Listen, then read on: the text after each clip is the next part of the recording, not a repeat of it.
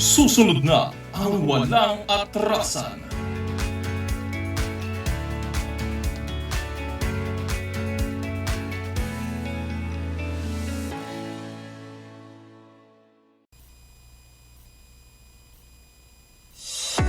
Good news mga kaabante, dahil ang inyong number one tabloid, di lang radyo, TV pa.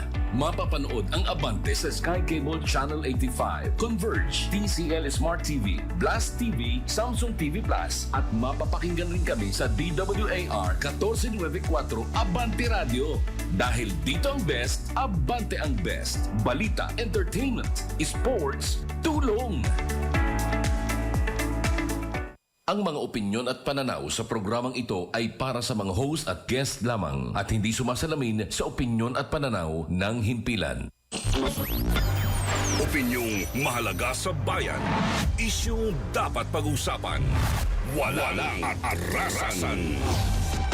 Mga tao sa likod ng balita, hindi lulubayan para malaman ang katotohanan. Walang atrasan. Kasama si Benji Alejandro. Walang atrasan.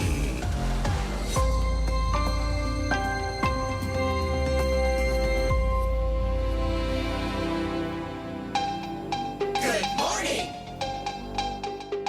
Sabi ko, di ako mag-business sa ito. Alisin ko na lang bukas eh. Bakit bukas pa? Ba't hindi ngayon? Mamaya na lang, pag alis ko. Ngayon na po, hindi po. Hanggat nagiging po kami, kailangan makulang po yan. Napas naman ako eh. Sir. Sa barangay ka ba? Opo, exo ako ng barangay. Oo, ikaw ang exo tapos ikaw pa ang ganun. Eh, hindi naman ako store po sir eh. At saka labas na ako sa ano nyo. Kailangan nga alisin, kailangan klaro. Hindi po ba kayo na-briefing ni chairman? Pag ayaw, hindi tayo mag-alis.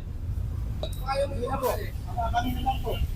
Wala ko lang yan. Since nagpakilala naman po siya na XO, a few days ago pa lang, dapat alam na nila kung ano dapat yung mga kailangan tanggalin. So we're asking them to remove it. Pero kung talagang ayaw nila tanggalin, On our part, we cannot say that it's a failure impeachment.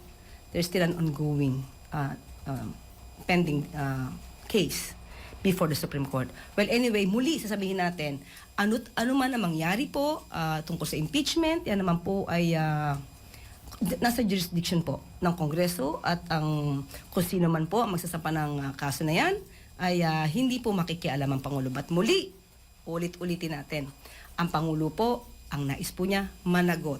Ang dapat na managot. Good morning!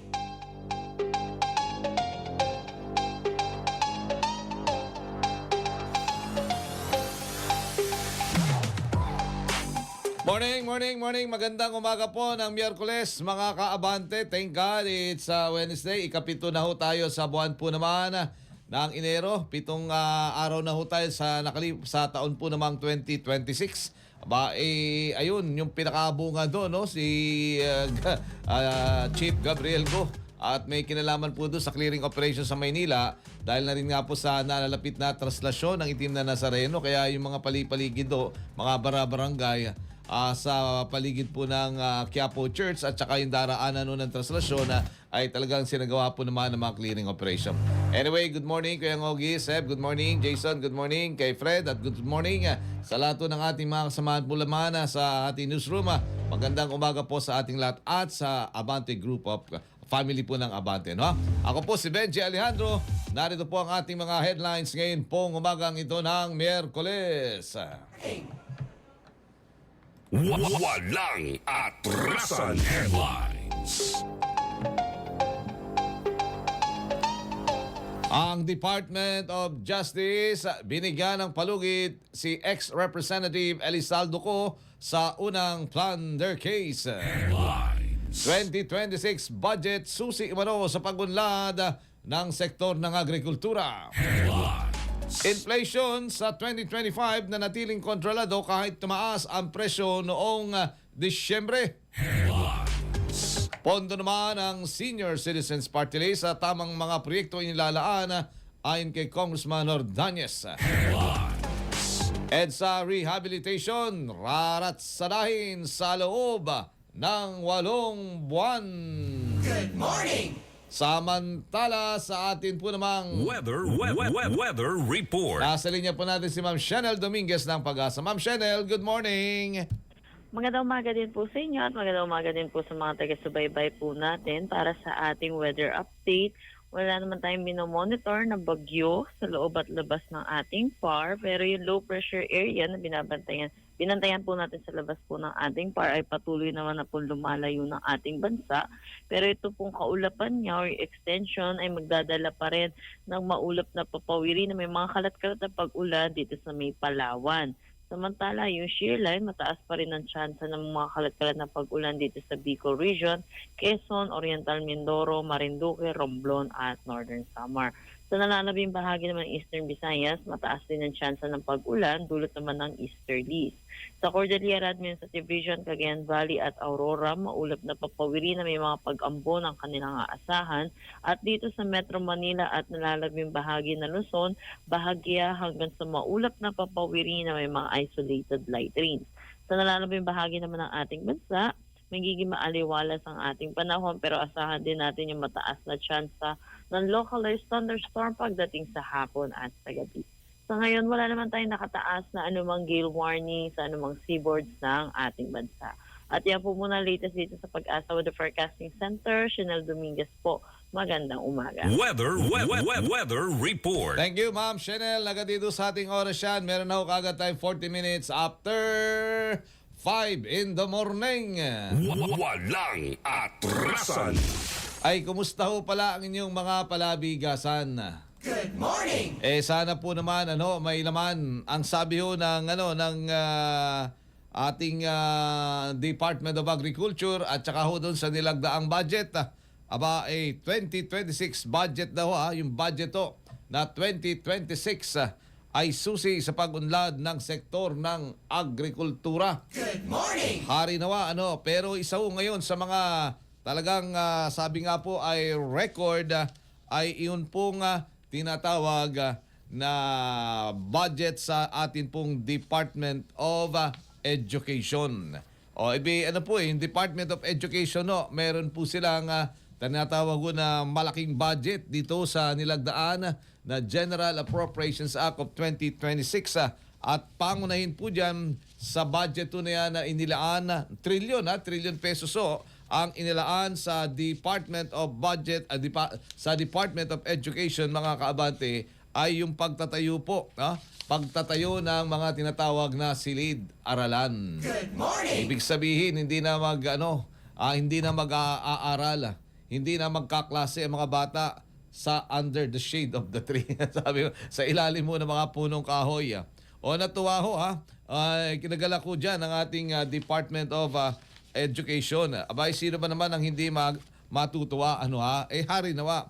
Yan ho naman ay maramdaman kaagad yung construction ng mga tinatawag po nating mga silid-aralan dahil kulang naglaan ang pamahalaan ng record na 65 billion pesos para po naman sa Department of Education ngayong 2026 upang maitayo ang halos 25,000 na mga bagong silid-aralan. Bago yan hindi yung repair-repair. 25,000 na mga silid-aralan sa buong bansa. Nang sa gayon, hindi na nagkakaroon ng mga yung mga misan sa umaga, yung isang paaralan para sa ganitong klase. Maya-maya, o kaya naman, bandang hapon, ibang klase ho naman. Nagsisharing na rin sharing na ho ng mga silid-aralan. 25,000 na mga bagong silid-aralan ang itatayo sa buong bansa sa pondo namang inalaan out of 1 plus trillion na pondo para ho naman sa Department of Agriculture. 65 billion ho doon ay nakalaan sa mga bagong silid-aralan. Sana hindi ho mga substandard na mga paaralan ho yun. Kasama rin daw ho dito ang pondong 7.7 billion para naman sa pagkukumpuni ng mga luma na. Kukumpuni din yung mga luma. Kasi nga naman nasira din yun ng mga nagdaang kalamidad. At yung pong tibay din ginagamit din magkaminsan o ginagamit malimit kapag mga may kalamidad bilang mga evacuation center ang ating mga silid-aralan nadadagdagan syempre dahil gamit dito, gamit doon. Meron naman tayong mga kababayan minsan na kapag ka nasa evacuation center, alam niyo na, iba ang mga estilo nila. Kaya meron pong nakalaang 7.7 billion para ho naman sa pagkumpuni ng mga luma ng mga silid-aralan. Ito raw ho ang pinakamalaking bahagi ng kabuuang 1.15 trillion pesos na budget para po naman sa edukasyon na kauna-unahan daw na umabot sa pamantayan sa standard ng UNESCO, United Nations Education, di ba ho, yung UNESCO para ho naman sa tamang paggasta sa sektor ho ng edukasyon. Ano ba ho yun? Ipagpapasalamat ho natin? Thank you! O dapat din, iba ho yung magandang balita, iba rin ho naman yung sa gawa. Kaya dapat babantayan. Gayon man, nananatiling ang tanong ay sapat ba ito upang tugunan yun daw ang tinatawag na 148,000 na backlog na mga classroom. Ganun pala karami, no? 148,000 na mga classroom backlog. O yun, 25,000 pa lang ang target nito. So may hahabulin pa.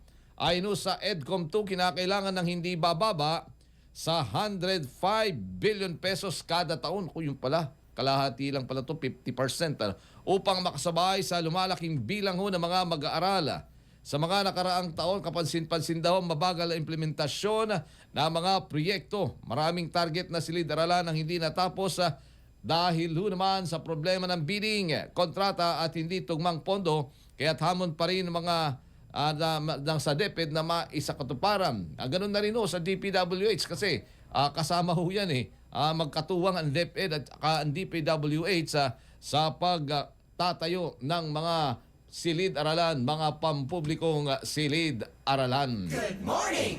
Meron na ho tayong 45 minutes after 5 in the morning. Baka po kayo may mga lakad. Baka ho kayo may mga pupuntahan. Abay, galaw-galaw na ho kayo, no ha? Medyo masikip-sikip na rin po ang daloy ho ng kalsada. Dahil nga po, alam niyo na, balik eskwela na, hindi pa, balik trabaho na ang atin ho ng mga kababayan. Kahit na rito, kaliwat kanan, ano po mga kaabante. Kumusta nga ho pala ang inyong mga palabigasan? Good morning! Oo, sana po naman may laman. Silipin nga po natin yung balita na sinasabing pakatapos daw ho sa Department of Education, Department of Agriculture naman ang pagtutuunan ng pansin. Siyempre sa agrikultura, ang mga magsasaka at mangingisda, ang target yan, makikinabang po sila mga kaabante, no ha?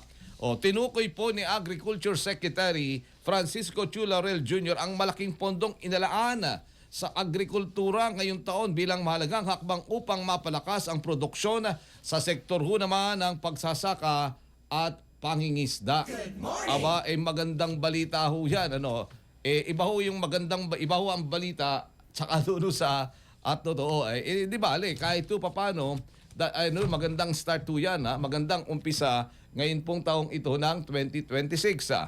Sa ilalim daw ng 6.7 trillion, ang laki pala ng pondo, no? Doon sa Department of Education, 1.3. Ito naman, 1 trillion. Ito naman sa ilalim mo ng 6.7 trillion pambansang budget, hindi naman, sa kabuuan na yun. Umabot to sa mahigit 200 billion, 200 billion pesos po ang inalaan sa agricultural sector na mas mataas ng halos 60 billion kumpara naman sa nakaraang taon. Ayon sa kalihim, ang pinalakas na pondo ay tututok naman sa modernisasyon ng infrastruktura at pagpapalawak ng suporta sa mga magsasaka at pagpapabuti sa post-harvest facilities upang mabawasan ang pagkalugi, mapataas ang ani sa buong bansa. Good morning! Good news nga po yan mga kaabante, di ba?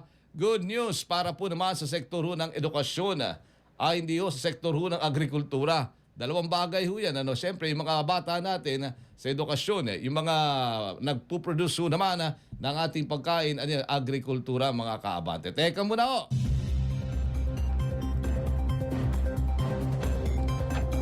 Labas muna ho tayo ng himpilan, mga deboto nagtungo na raho sa Quirino Grandstand. By 2 araw na nga lang pala, para ho naman sa pahalik, umaabante po sa balita, Abante reporter John C. Makahilas. Unti-unti na nagsisipuntahan sa Quirino Grandstand sa lungsod ng Maynila ang ilang deboto ng itim na poong Jesus Nazareno. Bagaman hindi pa nagsisimula ang pahalik sa imahen ng Jesus Nazareno, ay mayroon ng iilan ang humahalik sa imahen. Kasama ng ilang deboto ang kanilang mga anak at mga asawa na pagkatapos humalik ay itinataas ang kamay at taimtim na nanalangin sa Jesus Nazareno. Kapansin-pansin naman ang maayos na preparasyon para sa isasagawang pahalik mamayang alas 7 ng gabi dahil mayroong mga nakatalagang barrier para sa pila ng mga deboto at mayroon din mga first aid station para sa mga hindi maganda ang pakiramdam na deboto. Paalala naman ng simbahan sa mga debotong Katoliko na laging isabuhay ang pagiging mabuting Kristiyano. Ako si John Z. Makahilas, Abante!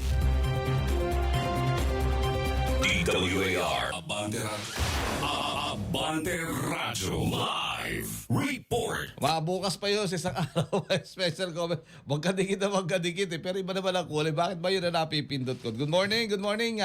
Meron na ho tayong 49 minutes after 5 in the morning. Pero tabayanan nyo, may special coverage po naman sasagawa po naman ang Abante. No, ha? Sa kabuuan po naman ang pagsasagawa ng traslasyon. Ng 2026 traslasyon. Ano ba yun? Yung may kinalaman dyan sa traslasyon na yan? Biro mo naman, ginagawa lang para sa kapakanan, ano? Iba talaga. Kumusta na kaya yung barangay captain na yun? Ay, barangay captain. Yung XO na yan, ano? Sabi niya, ano, XO ako. Yung parang ganun, no? Parang ibig sabihin, exempted dahil ako ay XO, no? Ikita niyo naman, no? Yan, no? Yan, sabi niya, tinuturo niya pa yung sarili. 647, yan ba yung barangay? Yan ba yung barangay? Ayun, laki nga, no? Kanya, XO. Executive Officer. Ano kaya yun? Nasa ano pa rin? Hindi naman siya halal, di ba? Ano naman siya, appointed lang eh. Appointed lang yan eh. May ano, parang yung sinasabi niya, may kautusan sa kanya si kapitan at saka yun daw lugar ng maraming may mga tinututukan siya. Kumusta na kaya si XO ngayon, mga kaabante? Good morning! X na. Walang atrasan.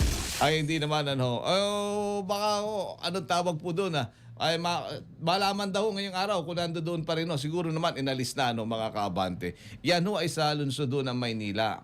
Alam niyo naman sa mga barangay minsan hari din yung ilan dyan hari yun, hari sila.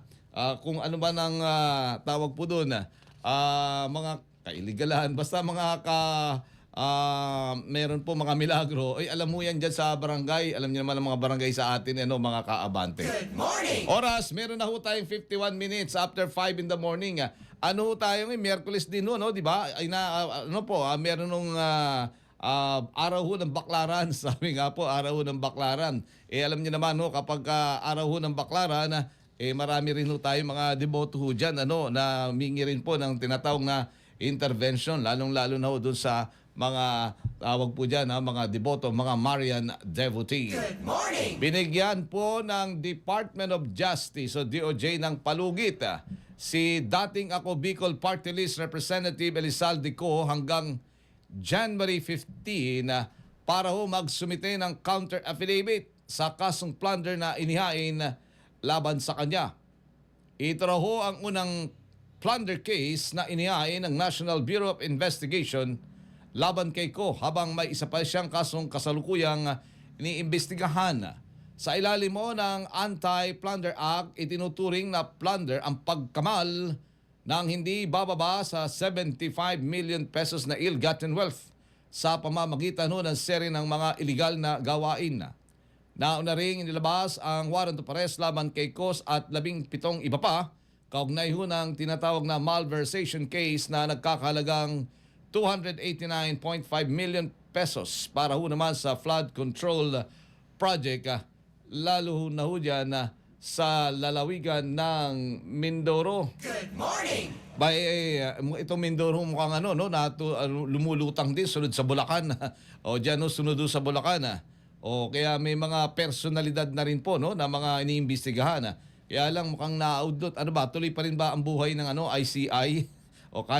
Pero mukhang sinabi yun ni di ba, ni Palace spokesperson Undersecretary Claire Castro, si Yusek Claire Castro, na kahit dadalwan na lang ang tao plus yung mga support staff, Kaso isa lang ang commissioner kasi si Executive Director Attorney Hosaka, Executive Director Hosaka, Baguio ng staff ng ICI.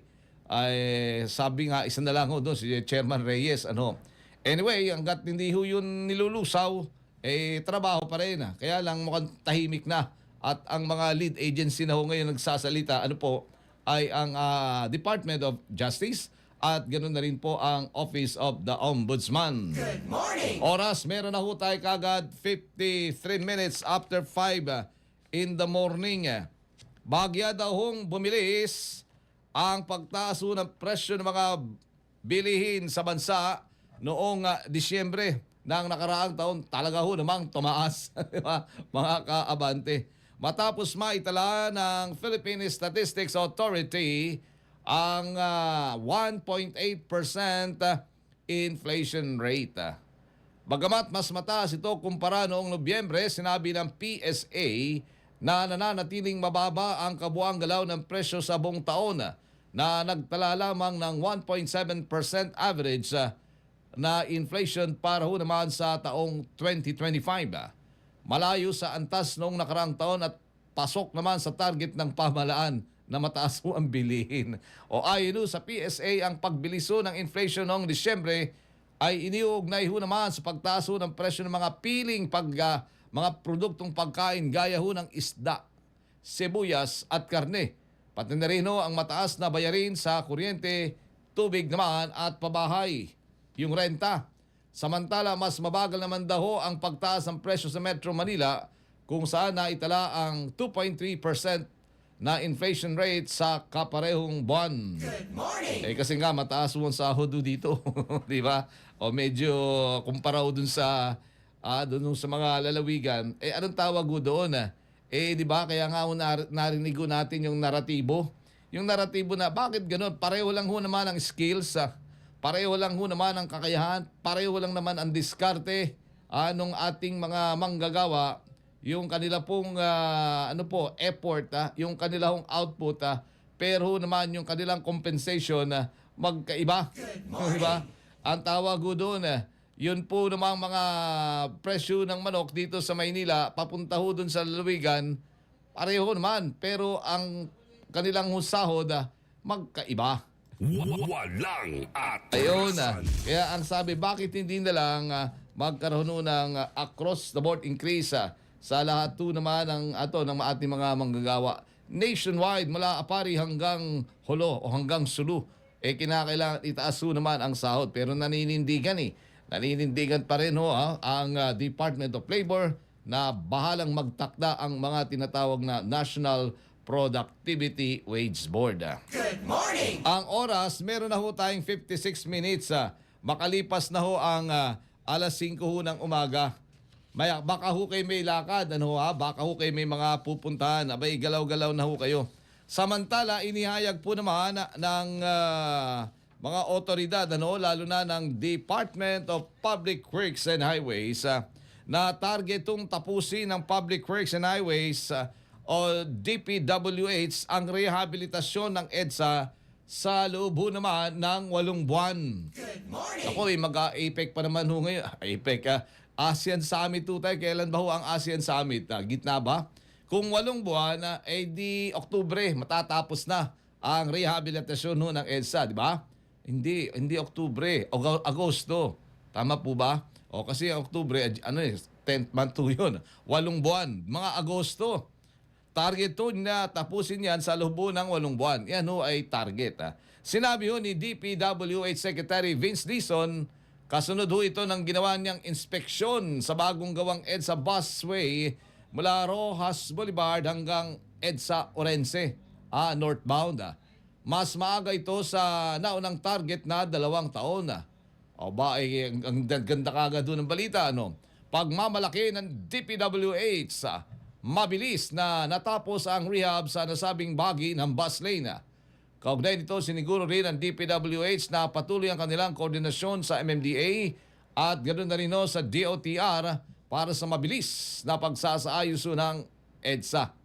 Samantala, kasi simula ako kagabi alas 10 ng gabi hanggang alas 4 ng umaga, ang pagsasagawa naman po, yung pong activity. 4 to, 10 to 4.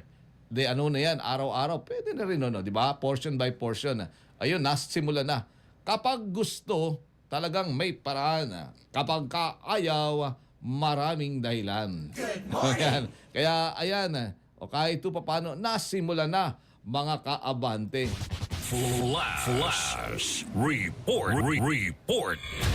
Yun daw hong suspect na pumatay sa babaeng isinilid sa storage box. Yun, sinakay sa bus, no? Sa Camarines Sur, aba ay sumirender na. Umaabante sa balita, abante reporter John Z. Makahilas.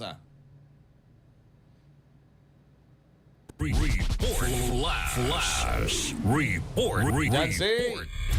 Yes, Kuya Benji, hawak na ngayon ng Cabuyao City Police Station sa Laguna ang suspect sa pagpaslang sa isang babae na inilagay pa sa storage box at iniwan sa Basud, Camarines Norte noong Enero 2. Nabatid na isinuko ang suspect ng kanyang kapatid sa Barangay Poblacion B sa Rosario, Batangas na kung alas 12 ng hating gabi kanina.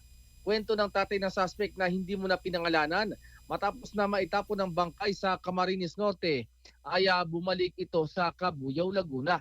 Ngunit matapos na lumabas sa balita ang krimen, nagtago siya sa iba't ibang sulok ng Kamaynilaan hanggang tuluyan na siyang nakumbinse ng kanyang pamilya na magpunta sa Rosario, Batangas. Tumanggi magbigay ng pahayag sa mga miyembro ng media ang suspect.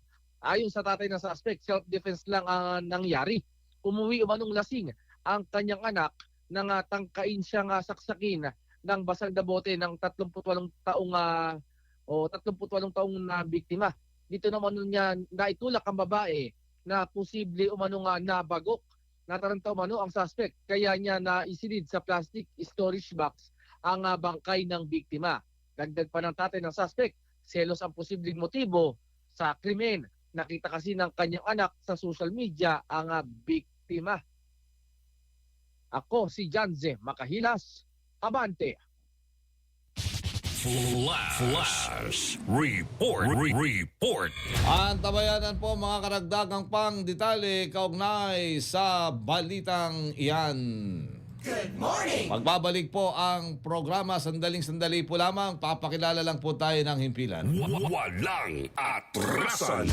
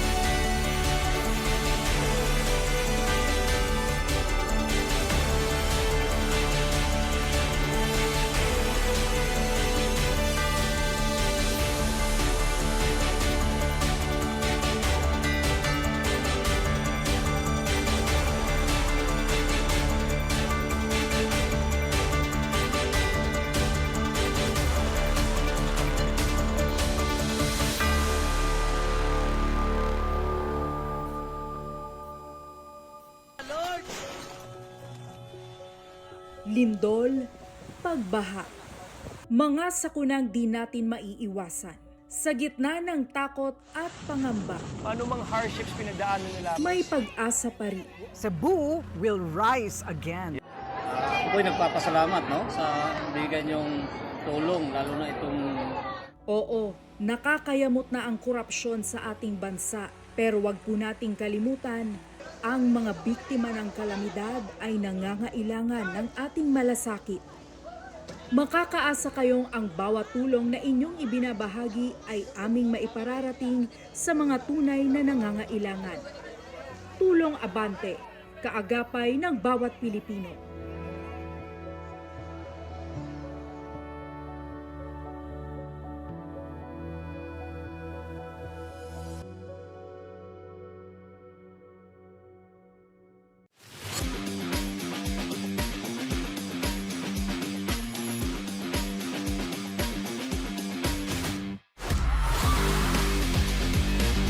mga Pilipino, sports-minded. May mga atleta tayong tumatak at patuloy na gumagawa ng pangalan sa mundo.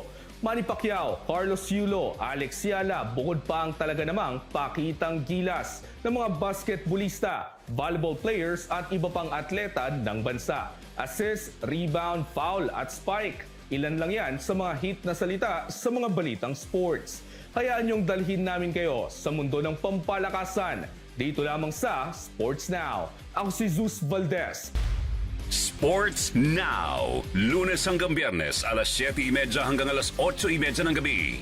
Abante ang best. Una sa balita, entertainment, sports, tulong.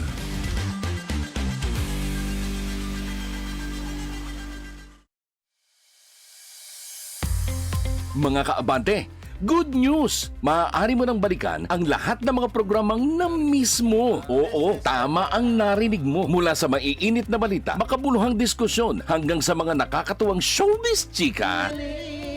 Lahat yan available online. Kaya ano pang hinihintay mo? I-follow na kami sa aming official social media accounts, Facebook, X, Instagram, at syempre, mag-subscribe na rin sa aming YouTube channel para updated palagi. I-like, i-share, at i-comment ang inyong mga paboritong episodes dahil dito sa Abante, una ka! Abante, ang paborito ng makabagong Pilipino.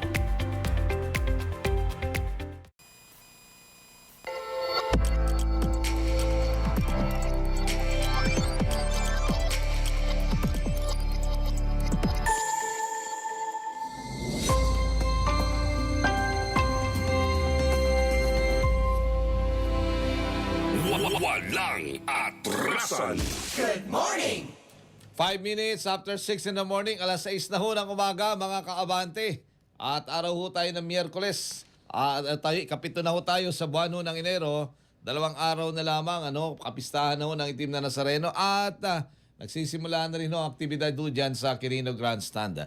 Isa ho sa magandang balita. Siyempre, iba ho muna yung magandang balita. Iba ho na may realidad. Pumunta ho tayo sa mga sektor ho na maapektuhan.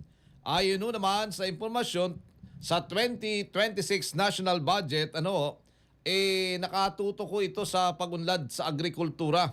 Ayon ho yan sa ating Agriculture Secretary na si Secretary Francisco Chulaurela. Malaki daw hong pondong inilaan para ho sa naturang sektor at para mapalakas ang produksyon. Food security pagkain lalo na sa pagsasaka at pangingisda. Nasa linya po natin si Ginoong Raul Montemayor, National Manager ng Federation of Free Farmers Cooperation Incorporated. At humingi ho tayo ng reaksyon hinggil ho dito sa pondong inilaan para ho naman sa sektor po naman ng agrikultura na nagkakahalaga ng mahigit 200 bilyong piso, 200 bilyon. Magandang umaga po, Karaul. Ako po si Benji Alejandro dito po sa programang Walang Atrasan ng Abante Radio. Good morning, sir. Yes. Oo, magandang umaga, Benji. At good morning din sa lahat ng nakikinig. Happy New Year ho. Happy New Year. Sapat ho ba itong 200 bilyong piso na pondo para sa sektor ng agrikultura, Karaul? Well, actually, kung titignan mo yung pangangailangan ng agriculture sector, matagal na siyang medyo napabayaan. Kaya kung tatanungin natin sapat ba yan, medyo kulang pa rin yan . Pero hindi naman kailangan na ibuhos yung maraming pera kaagad. Pero kailangan tuloy-tuloy yung pagsuporta at palaki ng palaki abang umuunlad yung sektor. Aalalayan ng budget. Kaya bagamat masaya kami na nadagdagan yung budget ng Department of Agriculture, kung titignan natin itong mga nakaraang taon, malaki na rin naman ang budget ng DA, pero hindi umuusad yung sektor . In fact, lumalabas dun sa datos mismo ng gobyerno, ang medyo bright spot lang sa agriculture, yung poultry sector. Pero yung crops, yung hogs, fishery at saka forestry, pababa yung kanilang production, himbis na umuusad, either hindi lumalaki o kaya bumababa pa. Kaya ang malaking question is, okay, dadagdagan mo yung pondo ng gobyerno, ng DA, paano natin makakasiguro na magkaroon yan ng tamang benepisyo at impact sa sektor No? Mm. Kasi sayang din naman, naglagay ka ng malaking pera pero wala naman epekto. Dahil napupunta yung pera sa mga maling programa o maling implementasyon ng programa. So dapat yun ang bantayan ng mabuti. Kung ito ho'y kakausapin po kayo ng Department of Agriculture, siguro nakakausap naman ho kayo. Ano ang maliban no, sa sektor ho ng poultry? Ano ang dapat pang isunod nang sa gayon? Sabi nyo nga ho, yung iba kung hindi umusad, nagiging stagnant o kaya naman napapabayaan. Karaul. Oo. Well, kailangan ng malalim na analysis muna sa pagpapatakbo ng program ng DA. Ano ba yung mga programa nila na epektibo at ano yung programa nila na kailangan ng palitan, no? Walang ganung analysis eh. Kasi ito naman DBM, pag nagbabudget sila, ang number one na basihan nila kung magkano ibibigay na budget sa isang ahensya ay kung magkano yung nagastos ng ahensya nung nakaraang taon. No? Kaya napakahirap mag-introduce ng mga pagbabago sa programa dahil questionin niya ng DBM kung yan ba ay makakapag-gastos ng pera na hinihingi. No? Kaya kailangan ng evaluation muna, ng malalim na evaluation. And matagal na namin sinasabi sa DA, tutulong kami sa private sector na i-monitor yung mga program ninyo, tingnan kung anong nangyayari sa baba at malaman kung ano yung mga depekto. No? Matagal na yan, more than 15 years na namin yan na pinapanukala sa Department of Agriculture. Siyempre, kailangan yan ng funding support dahil imomobilize mo yung mga tao. Pero hanggang ngayon, parang halos hindi nila maibigay yung support na yan. Hindi namin maintindihan. Nagbo-volunteer na kami ng serbisyo namin. Ayaw naman nilang bigyan ng pondo. Kaya dapat doon tayo mag-uumpisa eh. Kasi madaling magsabi, mali yan, tama ito. Pero hanggat hindi tayo makakuha ng tamang datos at saka feedback sa baba kung ano ba talaga nangyayari, hindi natin masasabi kung ano ba dapat ang dapat gawin. Oo. So anong tawag ko yun? Kung parang sa ano po, dapat ma-diagnose ng husto para tama po yung gamot. Ano. Pero ang sabi po ng ating kalihim, ito daw hong pondo na ito nalaan ay para ho sa modernisasyon daw ho ng mga infrastruktura, pagpapalawak ho ng suporta sa mga magsasaka at pagpapabuti ho ng post-harvest facilities. Ano ho ito? Mga general statement ho ba ito? Oo. Again, no, post-harvest, no? Nagtayo sila ng mga rice mill para sabi nila yung mga magsasaka, mga grupong magsasaka, imbis na magbenta ng palay, gilingin nila sa bigas at yung bigas ang ibenta. So magandang plano, di ba? Pero ang problema, ilan dyan sa mga rice mill nila na tinayo at binigay sa mga magsasaka ang tumatakbo. No? Marami, palagay ko kalahati niyan white elephant. Hindi tumatakbo. No? Sayang yung pera. No? Mga cold storage, nagtayo sila ng cold storage para sa mga gulay. Marami sa mga cold storage na yan, ang nakapasok na mga produkto doon, hindi naman produkto ng magsasaka, kundi produkto ng mga trader. Farmer organization ang may-ari o nagpapatakbo ng cold storage, pero hindi nila produkto yung nasa loob. No? So kailangan siya sa atin na rin, bakit ganyan nangyayari? Naglalaan yung gobyerno ng napakalaking pondo sa mga post-harvest facilities, pero parang hindi nakikinabang yung mga magsasaka. Ano ba yung problema? No? Kasi kung hindi natin matukoy yung problema at ang solusyon natin idagdagan lang yung pondo, ilalaki lalo ang problema. Sayang lang yung pera. No? So, yun po. Doon po sa mga post-harvest facilities doon na yan, imbis na, sabi nyo nga ho, imbis na mga produkto ng mga magsasaka natin ang naririyan, kundi nandun sa mga trader. Siyempre, alam niyo naman ang trader, negosyo kaagad ang nasa isip po niyan. Yung mga magsasaka natin, hindi ho naman sila makakapagtanim pa kung hindi ho naman nila na ibebenta o kaya naman naidadala sa merkado yung kanilang mga bilhin o kaya naman hindi ho naiimbak sa tamang pasilidad dahil wala nga ho silang maimbakan.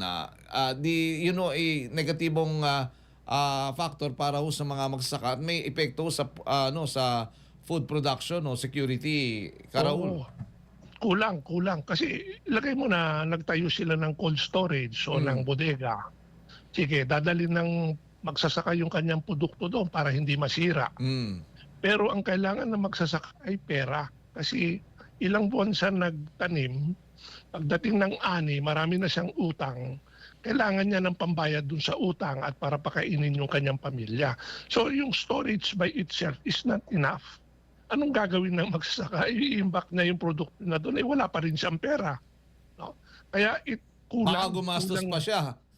Gumastos pa siya. Tapos hihintayin pa niyan tumaas yung preso. Kaya karamihan sa mga magsasaka, imbis na isugal nila sa bodega yung kanilang produkto, ibenta na lang sa trader sa mababang presyo Kahit palugi. para may pera siya. No? Kaya So, kailangan yun ang talaga- sinasabi niyong dapat to, yan mga review, yung mga datos na ganyan, yan ang Yes. kailangan ng ano. Yes. O namigay sila ng mga makinarya sa mga farmer group. Oh, nung isang na, traktora. bago matapos ang taon, ang gaganda ng sa Nueva Ecija Yes. yun mga Oo, moderno. pero sa feedback sa amin, malaking porsyento sa mga makinaryang pinamigay nila ay hindi na umaandar Alba, dahil walang pang-repair yung mga magsasaka. Again, anong problema? Bakit ganun nangyayari? Nagbibigay ka ng 1 million worth of equipment sa isang farmer group. After 2-3 years, wala, nakatingga na lang. Hindi na ginagamit. No? Bakit? No? At ano dapat yung pagbabago sa programa para hindi yan mangyari? baka naman, dapat ibibigay nga sa umpisa, ibibigay ng gobyerno, pero pag may maintenance naman, bahala naman kayo. Pwede ba yun? Well, wala yun sa programa dahil yung mga pinamigay nilang mga makinarya, kung minsan walang pyesa, kung minsan walang technician. Kasi mga traktor, parang sasakyan din. Mga Hindi. kailangan may specialist ang hahawak Yes. yan. Oo. Yes, oo. Kaya iba pang problema yung wala silang pambili ng pyesa. Pero in many cases, walang nakatayo na parang after-sale service na kung mari sa masasakyan, kung may aberya, dadalhin mo sa shop. Madaling ayusin. May mga Pero pasok pa sa warranty. Yes, and then sa traktora, nasa liblib na lugar yung mga traktora, Oo, walang ganyang oo. klaseng serbisyo. Oo. So, ang daming mga kumbaga butas sa programa na dapat ayusin. And the solution is not to pour in more money. O yun. Fix the problem muna. Identify yung problem, gumawa ng programa para ayusin yung programa, at saka ka humingi ng pondo para ipatupad yung solusyon mo. Baka naman Ganun sana. Baka naman Oo. doon sa diagnostic na isasagawa, hindi naman pala ganito halaga ang kailangan. Ano lang, minimal naman pala para yung production ay tumaas, Carol. Palagay ko, no? Kasi ibang usapan yung corruption, yung ninanakaw yung pera, no? Pero malaking problema din natin yung efficiency ng programa. Nasasayang yung pera dahil palpak yung implementasyon. Para ka na rin nagnakaw no? Wala nga lang naglakaw, pero dahil sa kapabayaan, parang ninakaw na rin yung pera ng tao Kaya nasasayangan talaga kami doon dahil napakalaking pondo. Ayan, nilakihan yung RCEP, ginawan 30 billion, dati 10 billion lang. Kung titignan mo yung programa ng RCEP, ang daming problema. May mga nabigyan ng ayuda na wala naman sa listahan o patay na. No? Nabigyan ng makinarya na ngayon nakatenga na. No? Yung binibigay na binhi ko minsan hindi tumutubo. No? So, ganun yung mga... Baka naman itong pondo na ito, Carol, dahil taon-taon may kalamidad tayo, ay dito na gagamitin yan pang jump start, sabi nga, pantulong. Hindi siya nakatuon sa disaster assistance. Farm to market road. Okay naman yan, kalsada. No? And then, I think meron nga yung post-harvest facilities, mga cold storage, mga ganyan. Okay din. Kailangan din kasi talaga natin yan So wala naman kaming question kung anong mga programa yung poponduhan. Pero paano natin masiguro na tama yung pag-implement ng program at magkaroon siya ng totoong benepisyo sa mga magsasaka. Ay, yun ang nabanggit nyo yung farm to market road. Ngayon may mga nababanggit naman farm to market bridges naman. Well, tulay, importante din yan dahil maraming mga lugar, kung may kalsada ka pero may babaybayin na let's say river, Oo, ganyan, oo. wala mangyari kung walang tulay, ano? Oo. Again, yung implementation, no? At monitoring, no? Kaya sabi namin sa DA, kaming mga network ng mga magsasaka, kahit sa mga liblib na lugar, may mga miyembro kami doon.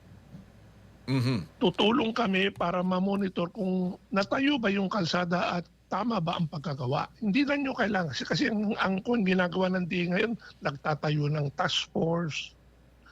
Sila mismo yung mag-monitor. Ang okay naman yon, pero ang tulad nung nangyari sa flood control, paano kung yung Task force. nagmo-monitor, kasabot pala. Ayun na nga, oo. Di talagang Kaya- yung vigilance ng community ang importante ho doon, ano? Yes, third party independent. Hindi kasama dun sa nag-i-implement, no? Kasi hindi natin maaalis yung suspicion Tama na po. kung ma-involve yung mga malalaking opisyal, hindi nila ituturo yan. Dahil sila ang mga appointed din o kaya naman nasa payroll. Samantalang yung mga advocacy group ay talagang talagang advocacy nila ho yun na yung transparency at accountability, Karaul. Yes.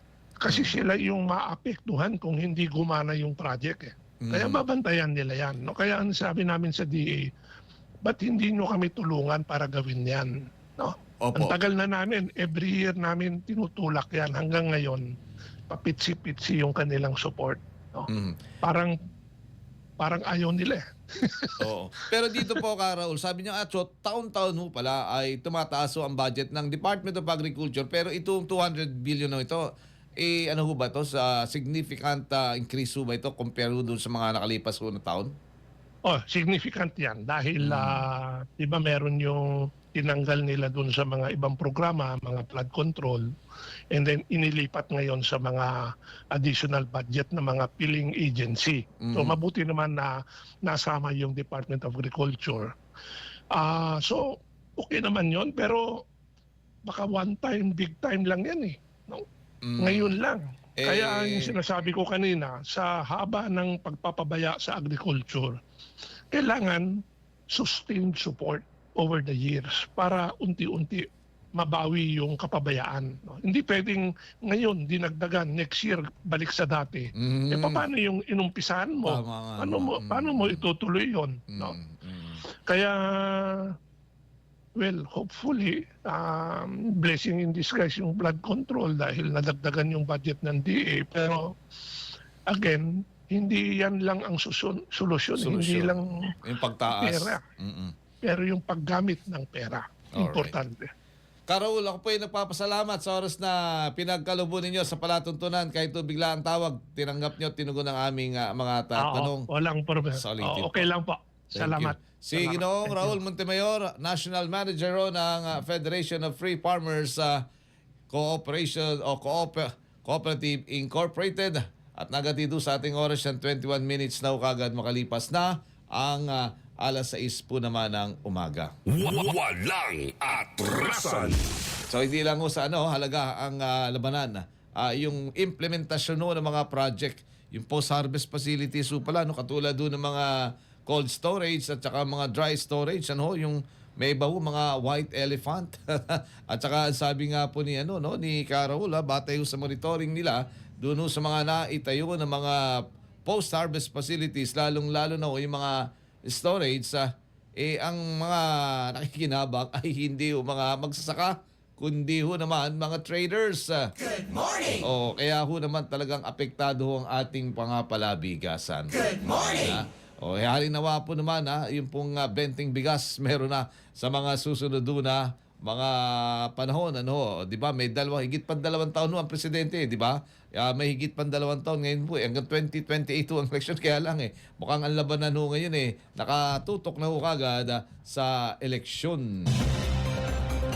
Ang oras, meron na kagad tayong 23 minutes after 6 in the morning. Mga doktor daw mula California may libreng medical mission sa lalawigan ng Masbate. Mga abante sa balita, Abante reporter Edwin Gadia. Edwin! Abante Radyo Live Report. Yes, Kabenji, good morning. Sinimulan po kahapon ang inanunsyo ng lokal na pamahalaang lalawigan ng Masbate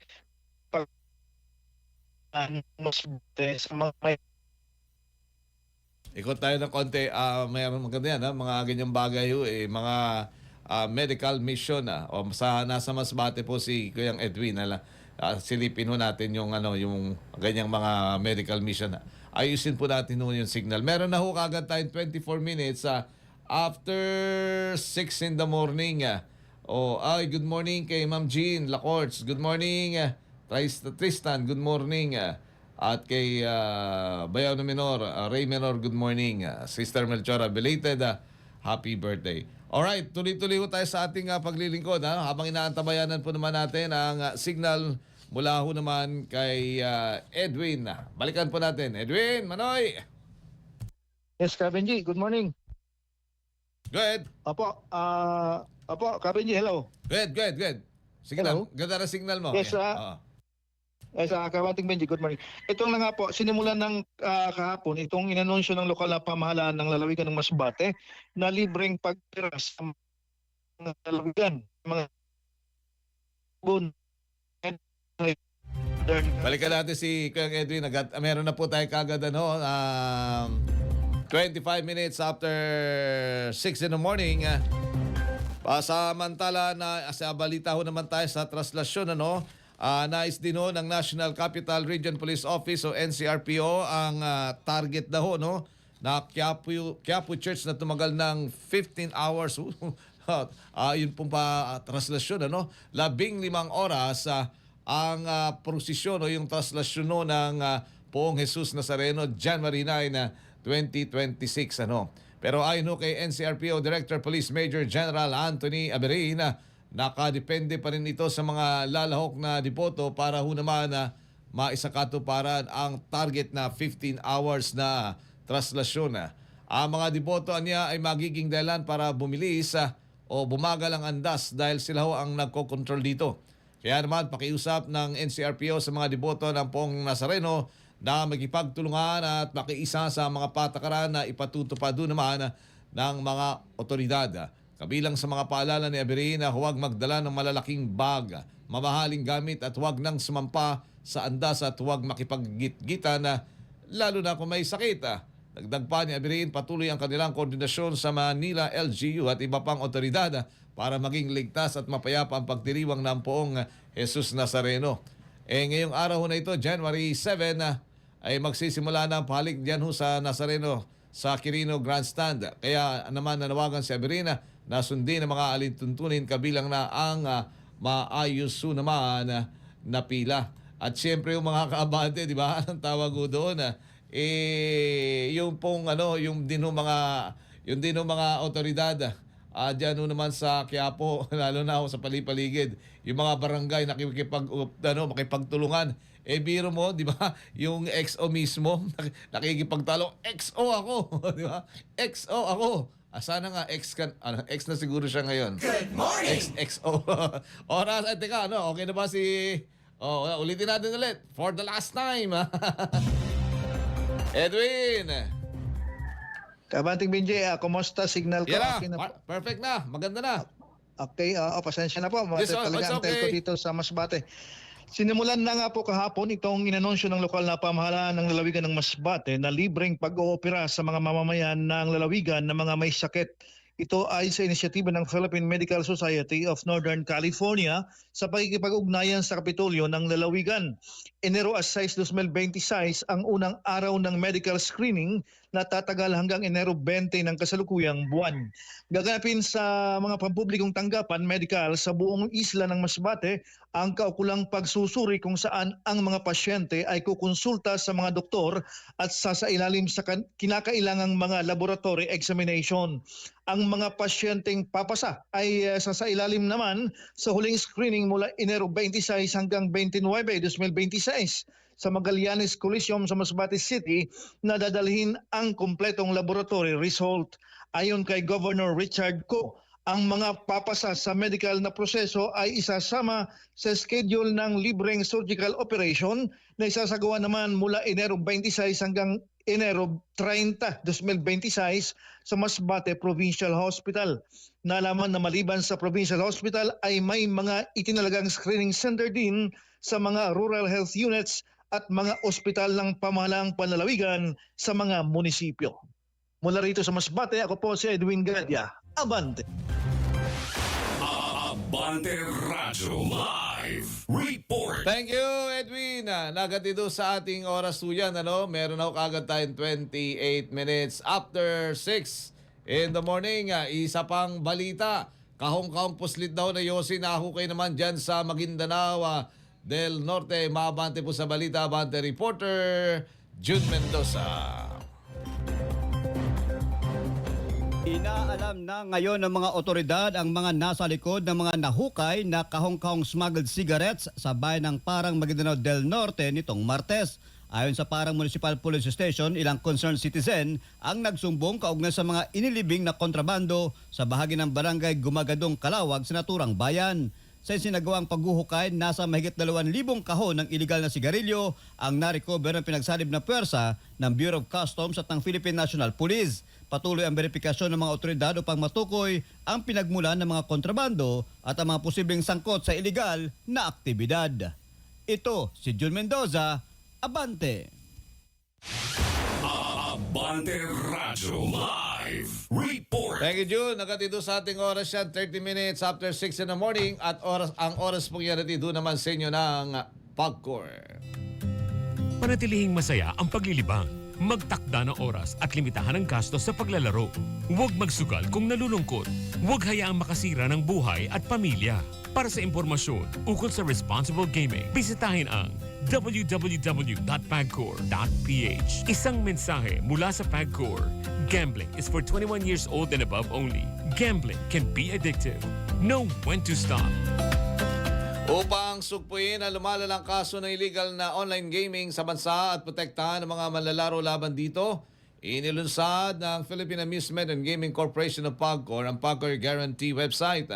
Maaari pong i-check ng publiko sa nasabing website kung lisensyado at lehitimo ang isang online gaming site bago maglaro magbayad.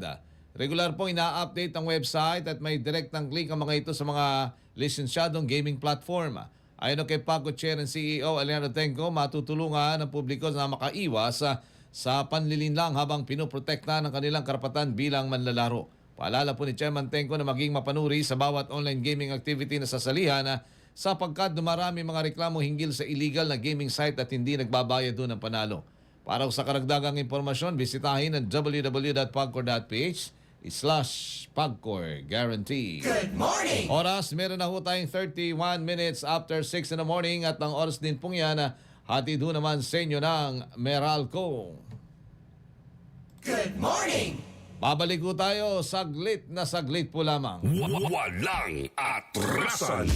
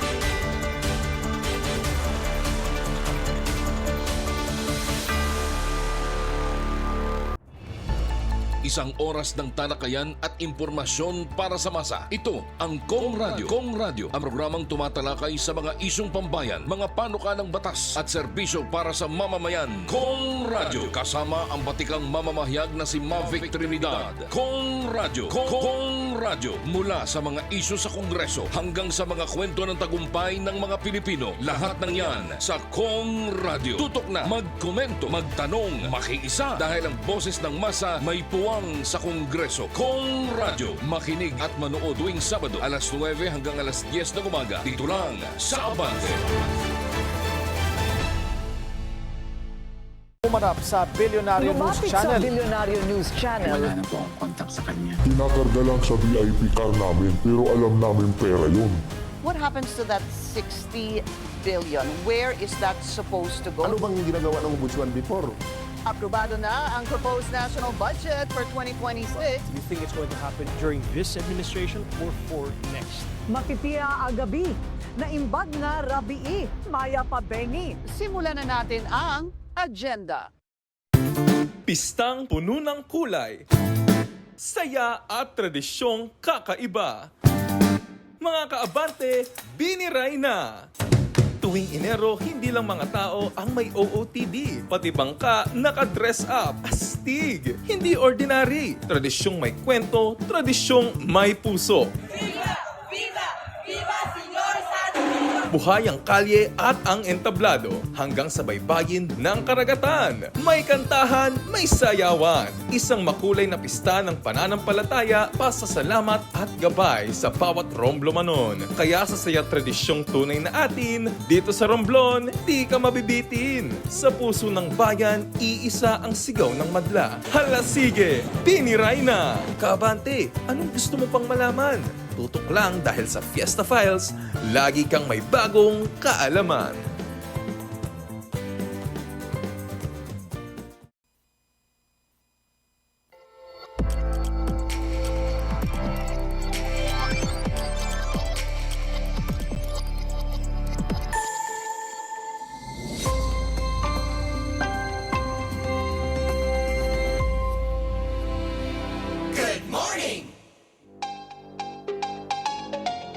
Tuloy-tuloy ho tayo sa ating paglilingkod. Balik na po tayo 35 minutes after 6 in the morning. Kanina ho, laman ho ng ating mga balitaan. Pangbungad po ay yung tinatawag na pagtaas po naman ho ng inflation. Bagya daw hong bumili sa pagtaas ho ng presyo ng mga bilihin sa bansa noong December 2025 matapos hong maitala ho ng Philippine Statistics Authority o PSA ang 1.8% inflation rate. O ano kaya ang magiging kahulugan nito sa pagpasok ko ng taong 2026? Nasa linya po natin si Ginoong Michael Ricaport, Chief Economist ng RCBC. Mga ganitong sitwasyon, mga ganitong issue, siya pang ating tinatawagan ng Abante at kahit maaga pinauulakan po tayo. Good morning, Ginoong Michael Ricaport, and Happy New Year po. Salamat po sa pagtanggap sa tawag, sir. Ay, magandang umaga po, Mr. Benji, at sa inyong mga taga-subaybay. Happy New Year po. Nice to be back. Alright. Naku po, eto, meron daw ho tayong pagtaas ho ng bilihin. Anong Disyembre naramdaman? Sabi nga, ina-expect ko nga ba dahil sa holiday. Pero ano ba ang nakikita ho ninyo dito sa pagpasok ko ng 2026 batay po dito sa impormasyong pinalabas ho ng PSA? Ka Michael? Opo, medyo po yan, higher, faster than expected, 1.8%. Kasi ang expectation around 1.4%, Kasi yung previous month, 1.5%. Meaning to say, compared to a year ago, umakit ng 1.8% yung presyo ng mga bilihin on the average, Pero ano po yan, combination of factors. Una, yung mataas na presyo ng pagkain. Kasi pagkain, alos 1/3 yan ng mga around mahigit 1/3 yan ng total inflation basket na tinatawag, Kasi siyempre ng Pasko, mas maraming pambili yung mga tao. Nasaan natin yan? Kasi nararamdaman din yan ng mga kababayan natin, Pagka yung mga pang Noche Buena, mas marami kasi yung mga bonus, yung maraming gastusin. Siyempre, mas malaki yung demand. At yun, may seasonal pick-up ng presyo. Pero pagkatapos naman pagtawid ng bagong taon, pagod na yung mga bulsa, medyo hopefully seasonally bababa na yung mga ibang presyo ng bilhin pagkatapos tumaas ng Kapaskuhan, no? Yung pangalawa po, yung sinite na reason din, yung kasi may mga weather disruptions na lalo na yung mga sa Southern Philippines, mga bandang Visayas area, Bicol, yung mga series of storms pa rin. Hindi masyado dito sa North Philippines kasama sa Metro Manila. Hindi po masyado doon. Kaya nagkaroon po ng pagtaas ng presyo ng pagkain, lalo na yung mga gulay, no? Ayun kasi pagka talagang yung mga hard hit areas ng mga bagyo, ay yung mga unang tinatamaan yung presyo ng gulay. Kasi nasisira yung pananim, tapos may nagkakaproblema sa logistics, no? Yung mga hindi makabiyahe at kung di man nasira yung ibang pananim, no? O give it a few months naman, pag nagtanim, babalik yung supply, no? Yun po yung pero banayad pa rin naman po yan. Kasi ang target po ng central bank 2 to 4%. No?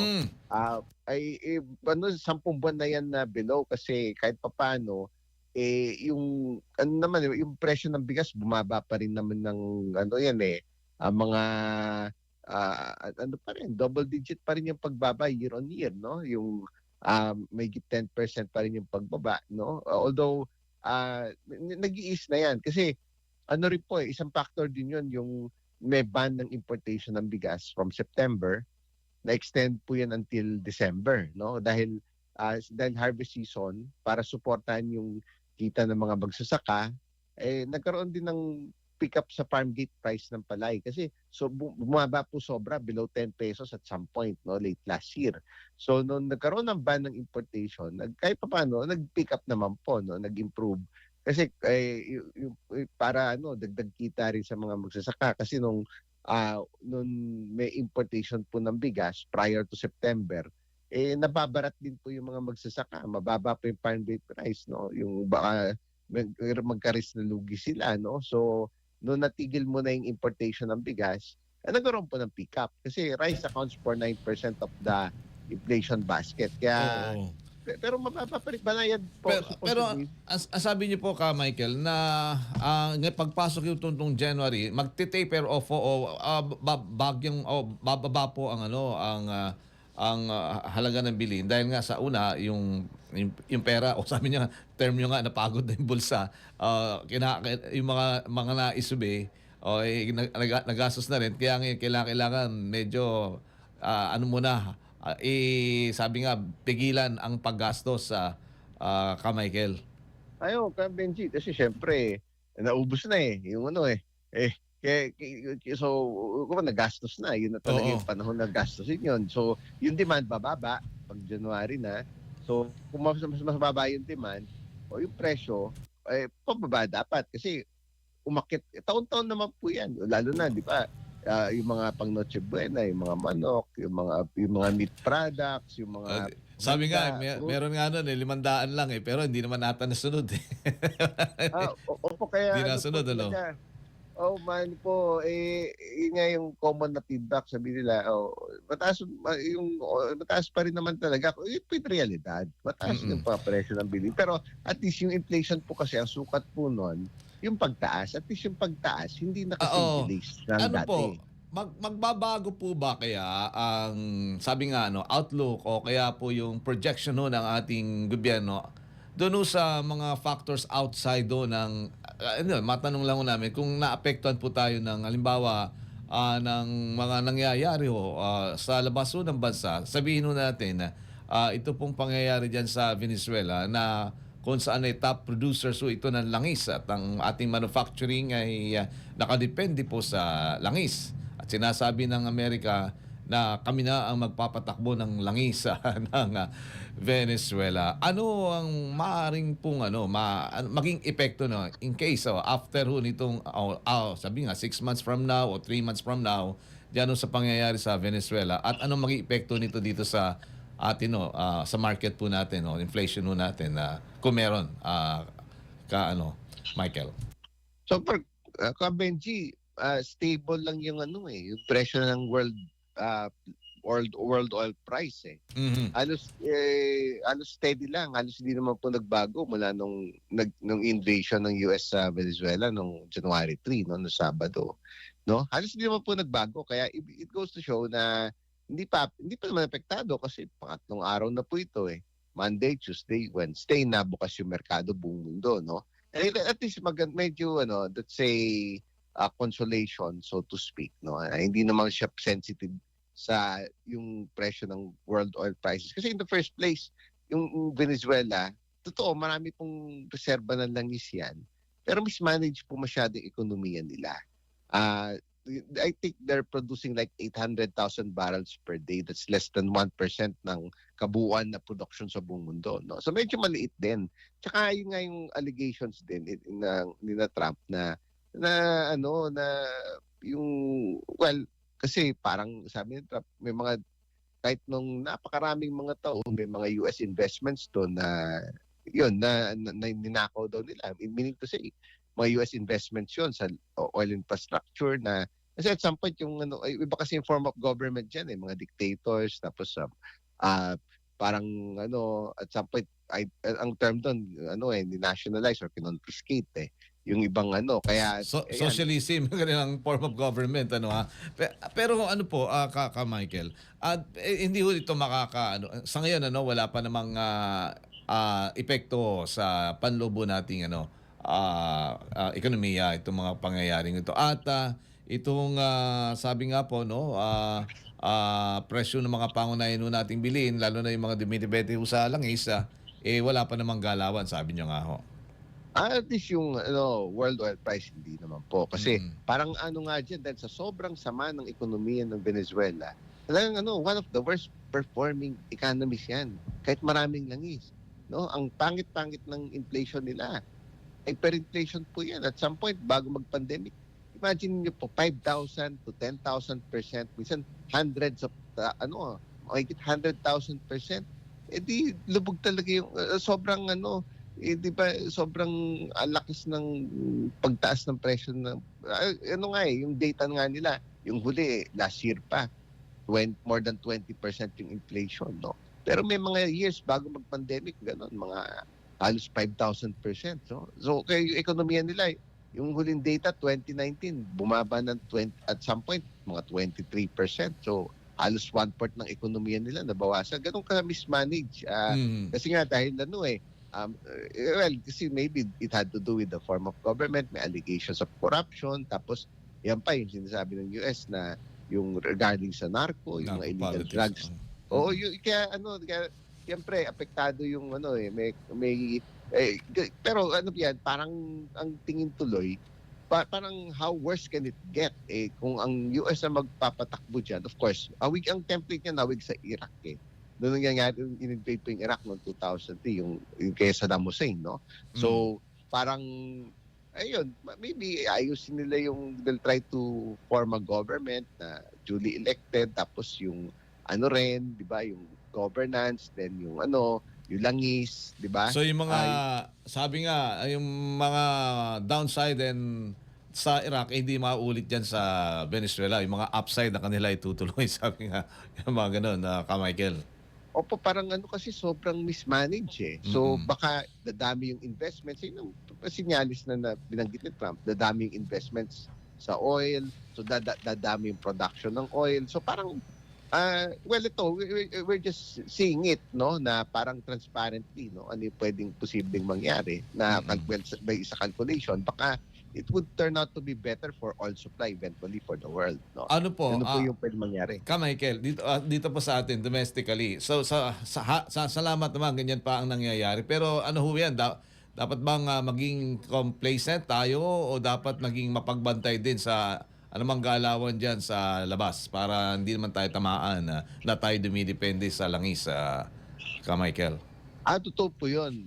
Mahirap maging kampante rin. Kaya nga po well, siguro hindi naman tinamaan, pero umakit ng konti yung dollar din, no? Kasi on the defensive din yung mga nag-i-import, ganun may konting din sila. Kasi pag may uncertainty, takbuhan muna yan. Parang it's better na naka-hedge sila kaysa, tama kayo, na kaysa kampante sila, di ba? Than until the dust settles, no?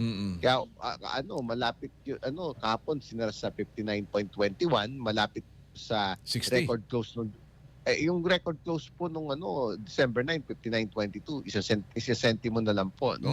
Yung intraday high 59.26 that happened October 29, 2025, no? So malapit siya sa record high sa 59.21. Ayun po yung naging epekto. Pero kasi dahil medyo umakit ng konti rin yung dollars sa world market kasi yun ang safe haven pagka may uncertainty, umakit yung ginto, no? Malapit na naman sa record high yung gold. Tapos, but yung iba naman, pero yung stock market naman po, nagre-record high na naman po halos yung mga stock market. Nakinabang naman yung stock market natin. So yung mga, yung mga ano pala, yung ano ba ang tawag doon? Yung mga nasa trading pala, stock market ang nakikinabang dito, Michael. Kasi parang ganun po yung nangyari. Speculators, hindi ba tawag doon? Speculators ba tawag dyan? O kasi start of the year po itong linggo na to. Yung parang start, parang January 5, no? Tapos po noon, may normally, yung first few days, merong start of the year rally, may tendency. Yung Asia nagre-record high. Yung America record high. So yung sa atin, so ang piso naman ho natin, medyo malapit sa record high yung dolyar na nagsara kapon sa 59.21. Although namamanage naman yun. Maganda naman yung track record na, pero ganun nga yun, yung habang wait and see. Pero at least maganda pangitain yun lang, stable naman. Kaya hindi naman talaga dapat yan. Di ba, yung at least yun, yung stock market nagiging, no? So wala yung takot doon, wala yung agam-agam doon, pero tama nga yung sabi nyo, hindi complacent yung iba. Pero ang merkado po ay, sabi nga ng mga termino nyo dyan sa bangko, bullish. Opo, ngayon, dahil imagine niyo po yung magmula nung nag-political noise, burado na lahat ng binagsak na stock market. From 5,500, umabot na yan ng mga 6,200 levels sa may halos 6,300 na. That's the highest in like August 13, no? Bago yung political noise. Kasi yung SONA, July 28, konti na lang. Talagang kasi may optimism din. Mixed din kasi. Dahil excited din naman yung merkado na magmula nag-low yung market natin November 14 yun yun yung pinakamababa 5,500 kasi November 17 sinabi na ng economic team na magka-catch up spending to make up for the underspending in third quarter no may political noise tapos based na yun sa good governance, no? Yun napasa yun yung budget noong January 5 based na rin sa better governance standards, no?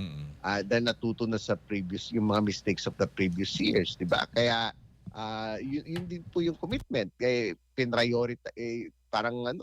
pa-prioritize yung anti-corruption measures, and reforms, anything pertaining to good governance, yung mga reforma doon, priority po yun.